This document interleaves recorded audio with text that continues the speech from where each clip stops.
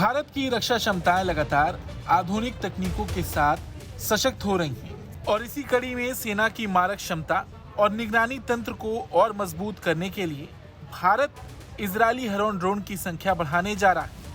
हाल ही में ऑपरेशन सिंदूर के दौरान इन ड्रोन्स की सफलता के बाद ये फैसला लिया गया है। भारतीय थल सेना, नौसेना और वायुसेना तीनों ही सेवाएं पहले से ही हेरॉन का संचालन कर रही हैं। ये ड्रोन भारत की चीन और पाकिस्तान सीमा पर लंबी दूरी की निगरानी में अहम भूमिका निभा रहे हैं। खुफिया एजेंसियां भी इनका इस्तेमाल खास ऑपरेशंस में करती हैं।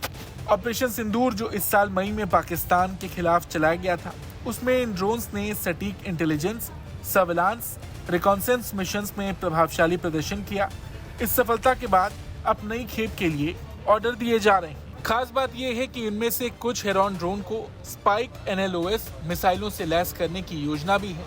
ऐसा होने पर ये ड्रोन दुश्मन के ठिकानों को सीधे निशाना बना सकेंगे। आपको बता दें, भारत ने हाल ही में हेरॉन मार्क 2 जैसे उन्नत ड्रोन भी हासिल किए जो सैटेलाइट कम्युनिकेशन से लैस हैं।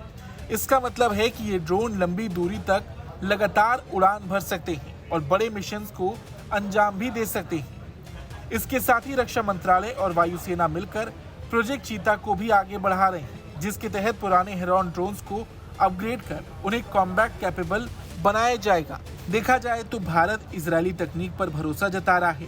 वहीं दूसरी ओर देश में भी स्वदेशी medium altitude long endurance drone विकसित करने की योजना भी तेजी से चल रही है। सरकार 87 अनमैन्ड एरियल व्हीकल्स की खरीद के लिए ओपन बिडिंग प्रक्रिया चला रही है। इस कंपटीशन में HAL, L&T, सोलार इंडस्ट्रीज और अडानी डिफेंस जैसी प्रमुख भारतीय कंपनियों के नाम शामिल हैं।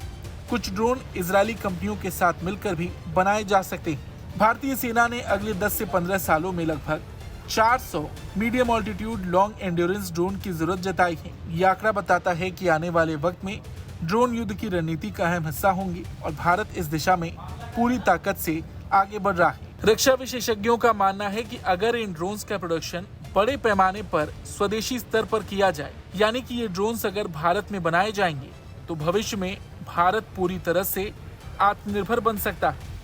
इस खबर को लेकर आपका क्या कुछ कहना है, कमेंट करके जरूर बताएं। Bureau report, Bharat.